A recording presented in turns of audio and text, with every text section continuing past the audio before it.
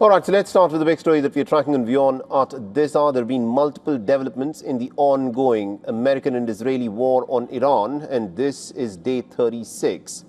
From attacks on Iran's power and trade infrastructure to an accidental bombing by the Israelis. So here's a look at some of the top developments from the region. Iran's Bushehr nuclear power plant has been bombed for the fourth time.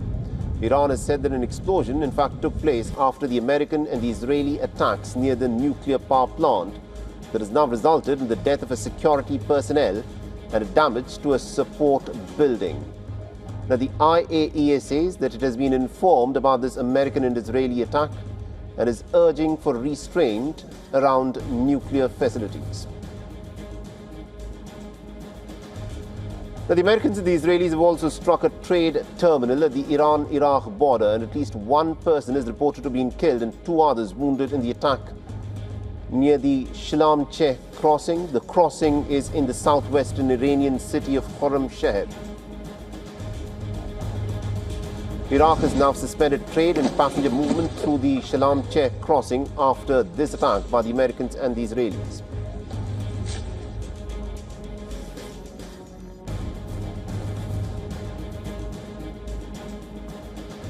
And an Israeli helicopter has apparently accidentally dropped a bomb in the northern part of Israel. The IDF says that this incident was due to a human error and that no one has been injured.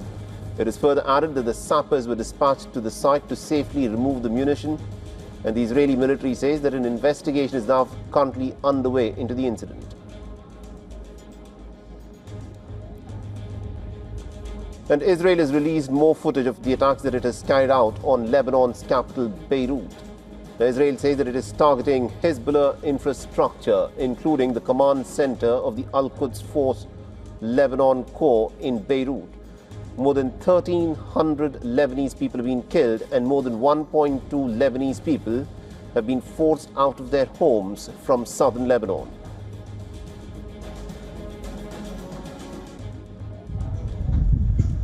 The United Arab Emirates Defense Ministry has said that it has managed to intercept about 23 ballistic missiles and 56 drones on Saturday. And it says that since the start of the conflict, the United Arab Emirates has intercepted 498 ballistic missiles, 23 cruise missiles, and as many as about 2,141 drones. The United Arab Emirates has further said that about 10 people have been killed and more than 217 others have been injured ever since the United States and Israel started this war on the 28th of February.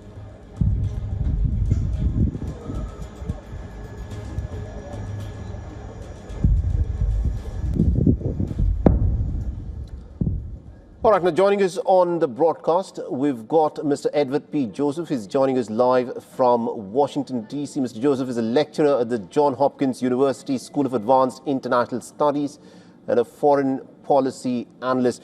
Mr. Joseph, thank you very much indeed for joining us here on WION. And let me in fact start off by asking you this. The fact that the American president over the course of the last several weeks, along with the Secretary of War, Pete Hegseth, had been claiming that the Americans have got air superiority over Iran. The fact that the Iranians have been able to strike down an F-15 fighter jet, along with one more of these American planes, and a Black Hawk helicopter was also hit. Do you think there was a problem in terms of the assessment that the Americans were making about to what extent Iran's air defense systems had been degraded? What do you think? Why do you think this has happened? First of all, good to be with you and your viewers. And let me say here, I speak as a former Army aviator and a helicopter pilot. And my thoughts are, of course, with the downed airmen in Iran, as well as those courageous crews searching for him, including in helicopters that are slow moving. And they themselves are very easy to bring down. There's no great technical difficulty needed to strike a helicopter, which by definition moves slow and flies low near the ground.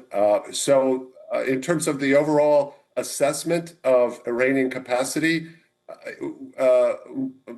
Mohammed, in over a month of war and in strikes that number in the double-digit thousands, that is, they're 12,000 or so strikes. And we can imagine just the number of sorties multiply and the number of aircraft to have only one, in this case, down, where you have a downed airman, is remarkable and demonstrates clear air superiority of the United States and Israel over Iran. Does that mean there's zero threat? Of course not. There's always a threat. There's residual capacity that Iran can have and can utilize. And again, among thousands and thousands of strikes and many, many sorties by aircraft, to have only lost one after this intense period still demonstrates wide air superiority. Nonetheless, this is a very